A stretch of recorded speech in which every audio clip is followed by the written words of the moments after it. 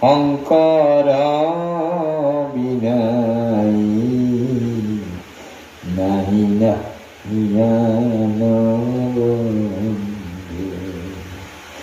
হৰি ভকতিৰ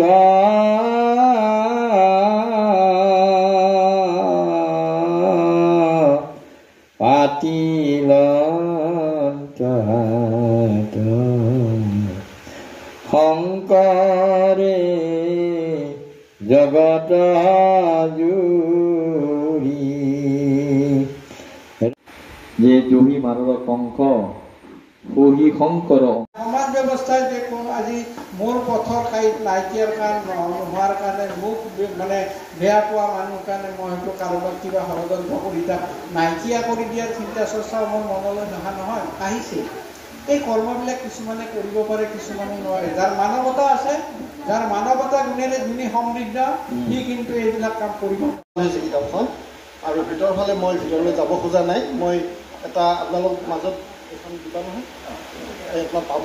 আজি 1 অক্টোবৰৰ পৰা 4 দিন ধৰি আমাৰ মহাপুৰুষজনাৰ জন্মজয়ন্তী পালনৰ সোণালী জয়ন্তী উৎসৱ উদযাপিত হৈছে।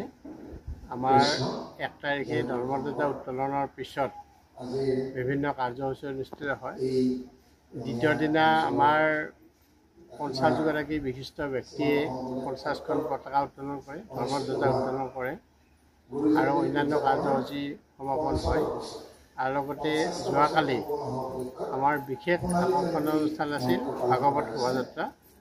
আৰু এই শোভাযাত্ৰাত প্ৰায় 250গৰাকী বাপ বান্ধৱ ভাই ভাতৃ শিশুসকলে অংশগ্ৰহণ কৰে। তাৰপিছত অন্যান্য বহুতো কাৰ্যসূচী অনুষ্ঠিত হৈছে। আজি আমাৰ চতুৰ্থ তথা শেষ দিন। এই শেষ দিনত আমাৰ ৰাতিপুৱাৰ পৰা বিভিন্ন কাৰ্যসূচী অনুষ্ঠিত হৈছে। ইয়াৰ ভিতৰত আজি এতিয়া অনুষ্ঠিত হৈ আছে বিশেষ কাৰ্যসূচী। এখন হ'ল ধৰ্মালোচনী সভা, স্মৃতিগত উন্মোচন তথা বঁটা বিতৰণী অনুষ্ঠান। এই আটাইখিনি একেলগে অনুষ্ঠিত হৈ আছে। আমাৰ সত্ৰ পৰিচালনা সমিতিৰ শ্ৰদ্ধেয় সভাপতি গোবিন্দ কলিতাদেৱৰ সভাপতিত্বত এই ধৰ্মালোচনী সভা চলি আছে। এই সভাত আমাৰ বৰপেটা সত্ৰৰ বুঢ়া সত্ৰীয়া ডক্টৰ বাবুল চন্দ্ৰ দাসবাব উপস্থিত হৈছে। তেখেতে ইতিমধ্যে ভাষণ প্ৰদান কৰিছে। বিশিষ্ট বক্তা হিচাপে আহিছে দীপক ব্ৰহ্মদেৱ, তেখেত ধৰ্ম প্ৰচাৰক। লগতে গুৱাহাটী বিশ্ববিদ্যালয়ৰ পুথিভঁৰাল বিজ্ঞান বিভাগৰ অৱসৰপ্ৰাপ্ত মুৰব্বী অধ্যাপক আমাৰ স্থানীয় তেখেত ব্যক্তি, তেখেত ডক্টৰ নৰেন চন্দ্ৰ নৰৱদেৱ, তেখেত ইয়াত উপস্থিত আছে আমন্ত্ৰিত অতিথি স্বৰূপে।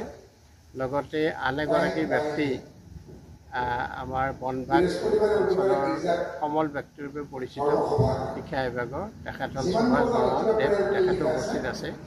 তাৰ লগতে স্মৃতিগ্ৰন্থ উন্মোচনৰ কাৰণে আহিছে যোগেন চন্দ্ৰ কলিতাদেৱ, তেখেত বনভাগ কনিষ্ঠ মহাবিদ্যালয়ৰ অধ্যক্ষ হিচাপে অৱসৰ গ্ৰহণ কৰিছে।